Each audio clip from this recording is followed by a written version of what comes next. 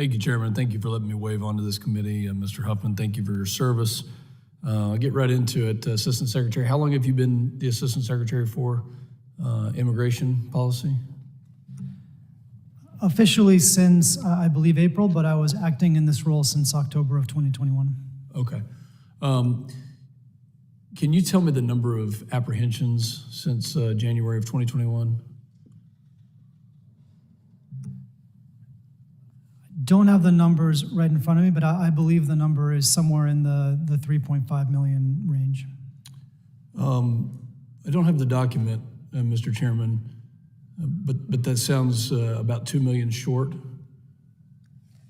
Apprehensions on the southwest border, and I'll yield to you if you can back me up, about 5.5 million.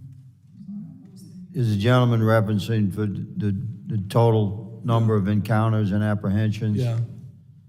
Yeah. Well, Yeah, I would say that's 3.5 million is low.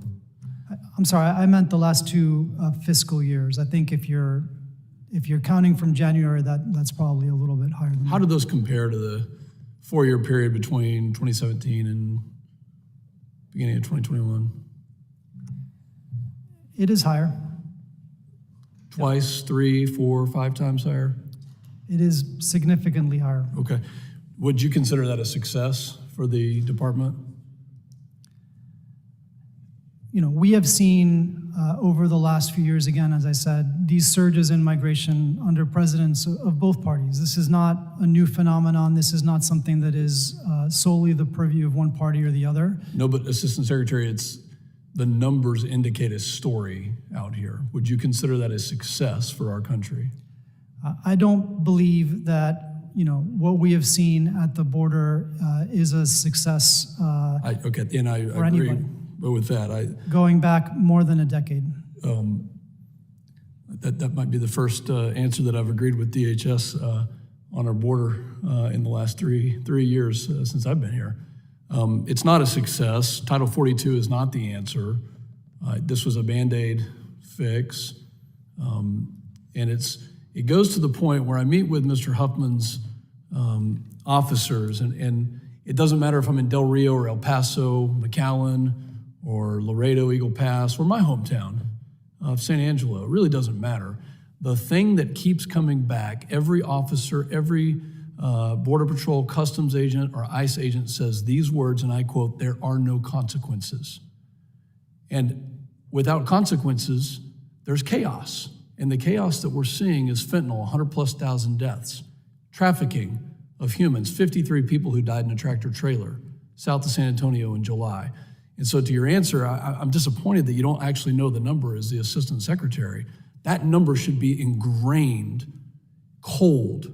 It should be, you should know that number, and you should be able to add it up today for the crossings, the apprehensions today. You should be able to have a running counter today. And that's the problem with this administration, is that the tragedies that are happening to us in my community, in Odessa, Texas, where we had the police chief here 2 weeks ago, we are feeling the impact of this.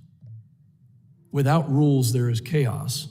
Would you say that after Title 42 ended and Title 8 was reverted to, DHS has noted that aliens may qualify for an exception, and even if they don't use a lawful pathway, would you say that do aliens who use the alleged lawful pathways need a legal basis to enter, or can anyone enter the United States at this point? Going back to my previous comments, sir, I would note that Title 42 did not allow us to place consequences at the border. To your point, we need consequences on unlawful entry in order to deter unlawful migration. That is why we've implemented the circumvention of lawful pathways rule, which does place common sense conditions on asylum eligibility, but we need Congress to act here, or there will never be a success on our border. You need Congress to act here. Assistant Secretary, we passed the most comprehensive border security package in the history of Congress. We have acted. That is one of the most outrageous statements that I think I've ever heard. We need Congress to act in a bipartisan manner to fix this problem. Neither party is going to solve this on its own. Mr. Chairman, my time has expired. I am having trouble. I indulge the gentleman. We passed H.R. 2 and have acted. What this country needs is the political will to enforce the laws that are already on the books. In fact, the gentleman sitting next to you as commissioner has 19,000 Border Patrol agents that are currently out there ready to give their lives, and they are saying that there are no consequences because Remain in Mexico, MPP, has not been adhered to, because the political will to engage with our allies and our partners in countries to the south of us has not been adhered to. We had policy that deterred, and without deterrence, we will see a massive surge. So I take great offense to the fact that you're telling me that you think Congress should act and that that's the problem. I couldn't disagree with you more. With that, Mr. Chairman, I yield back.